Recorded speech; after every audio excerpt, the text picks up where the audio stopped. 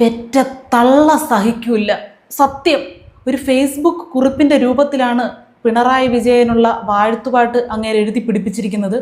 എന്നാലും ഏതവസ്ഥയിൽ ഇരുന്നുകൊണ്ടാണ് ഇത് എഴുതി പിടിപ്പിച്ചതെന്ന് മനസ്സിലാകുന്നില്ല. നമുക്ക് പഴമയിൽ തുടങ്ങി പുതുമയിൽ തീർക്കാം. മനസ്സിലായില്ല?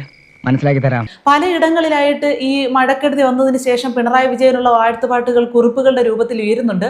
അതിലേക്ക് ഏറ്റവും മാരകമായിട്ടുള്ള ഒരു വേർഷനായിട്ട് എനിക്കിത് തോന്നി. ഇതൊന്നും നമുക്ക് പുത്തരിയല്ലെന്ന് അവർക്ക് തോന്നണം, എന്നാലേ കുറച്ച് വില ഉണ്ടാവുള്ളൂ. മാപ്പിരക്കുക അയാളോട്! നമ്മൾ മാപ്പ് ചോദിക്കണമെന്ന് പിണറായിയോട്. അതാ തുടക്കം. 10 കൊല്ലം ഒരു രക്ഷിതാവിനെ പോലെ പിതൃസ്ഥാനത്ത് നിന്ന് കാറ്റും കോളും മണ്ണിടിച്ചിലും വെള്ളപ്പൊക്കവും കോവിഡും നിപയും തിമിർത്താടി ആടി ഉലഞ്ഞ കേരളത്തിന് കണ്ണിൽ എണ്ണയൊഴിച്ച് രാപ്പകലില്ലാതെ അയാൾ കാവലിരുന്നു. രാത്രിയും പകലും കോവിഡ് രോഗികൾ എവിടെയൊക്കെ ഉണ്ടോ അവിടെയൊക്കെ മാറി മാറി പാഞ്ഞ് നടക്കുകയായിരുന്നു. വെള്ളവും ഉറക്കവും ഭക്ഷണവും ഒന്നുമില്ലാതെ. നമുക്കത് മറക്കാൻ കഴിയില്ല. നമ്മുടെയൊക്കെ വീടിന്റെ വാതിൽക്കലൊക്കെ പിണറായി വിജയൻ ഉറക്കം ഒഴിച്ച് കിടന്നത് നിങ്ങൾ ഓർക്കുന്നില്ലേ?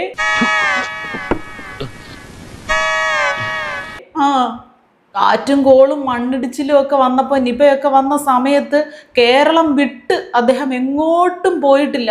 കേരളത്തെ തന്നെ കാത്തു രക്ഷിക്കാൻ വേണ്ടി കാവലാളായിട്ട് അദ്ദേഹം വരിഞ്ഞു മുറുക്കുകയായിരുന്നു. ഓരോരോ കഷ്ടപ്പാടുകളെ. ദേഷ്യപ്പെട്ടതെല്ലാം വേണ്ടാത്തത് കണ്ടപ്പോൾ മാത്രമായിരുന്നു കേട്ടോ. വേണ്ടത് കണ്ടപ്പോഴെല്ലാം സമാധാനത്തോടെ ഇരുന്നു. പ്രസംഗിച്ച സമയത്ത് നന്ദി പറഞ്ഞ ഒരു സ്ത്രീയോട് മുഖം കാണിച്ചത് നമ്മളാരും മറന്നിട്ടില്ല. മനുഷ്യരെ പുറത്താക്കിയതും ഓടിച്ചതും ഒന്നും നമ്മൾ മറന്നിട്ടില്ല. അതൊക്കെ വേണ്ട ഇടങ്ങളായിരുന്നു എന്നാ പറഞ്ഞു കേട്ടോ. എങ്ങനെയുണ്ട് എന്റെ ട്രീറ്റ്മെന്റ്?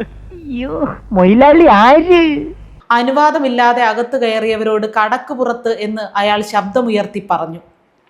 മാധ്യമപ്രവർത്തകരോട് അനുവാദമില്ലാതെ കയറിയിരുന്നത് പിണറായി വിജയന്റെ ബെഡ്റൂമിനകത്തായിരുന്നല്ലോ, അതുകൊണ്ടാണ് കടക്ക് പുറത്തു എന്ന് പറഞ്ഞത്.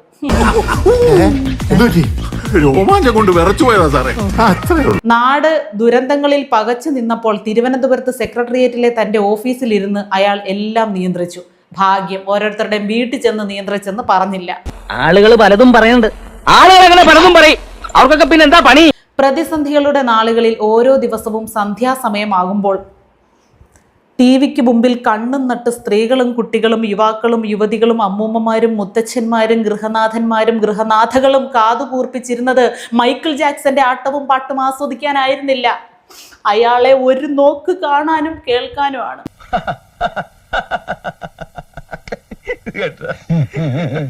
പിന്നെ ഇതിന്റെ കൺക്ലൂഷനാണ് കേട്ടോ ഏറ്റവും ഹൈലൈറ്റ്. ആ മനുഷ്യനോടാണ് നാം നന്ദികേട് കാട്ടിയത്. നമ്മൾ നന്ദികേട് കാണിച്ചത് പിണറായി വിജയനോട്. ഇവരെന്തൊക്കെയാണ് ഈ പറയുന്നത്? സത്യം പറ, ഇവിടെ എന്താ നടക്കുന്നത്? എനിക്ക് ആലോചിച്ചിട്ട് എത്തുമ്പോഴേക്കും കിട്ടല്ല. നമ്മളെല്ലാം പിണറായി വിജയനോട് കാണിച്ച തെറ്റിനുള്ള ശിക്ഷയാണ് നമ്മളിപ്പോൾ അനുഭവിക്കുന്നത്. അനാഥത്വമാണെന്ന്, ഇവിടെ ഭരിക്കാൻ ആരും ഇല്ലെന്ന്. എന്റെ മനസ്സിൽ ഒരു വിങ്ങലായി, ഒരു മധുരിക്കുന്ന വ്രണമായി ഈ കഥ കുടിയിരുപ്പ് തുടങ്ങിയിട്ട് കാലം കുറയായി. എന്റെ പൊന്നിക്ക, ഇതിനേക്കാളും ഭേദം. ഇതെങ്ങനെ സൂപ്പർ ഹിറ്റ് ആവോ അതോ മാറ്റിക്ക് തന്നെ ചുരുട്ടേണ്ടി വരൂ? ഞാൻ സൂപ്പർ ഹിറ്റ് ആക്കി എടുക്കൂടെ? ഉറപ്പ്. ഇതൊരു ചെറിയ തുടക്കം മാത്രം, അത്രേ ഉള്ളൂ. അപ്പൊ പദ്ധതികൾ വേറെയും ഉണ്ടാവും.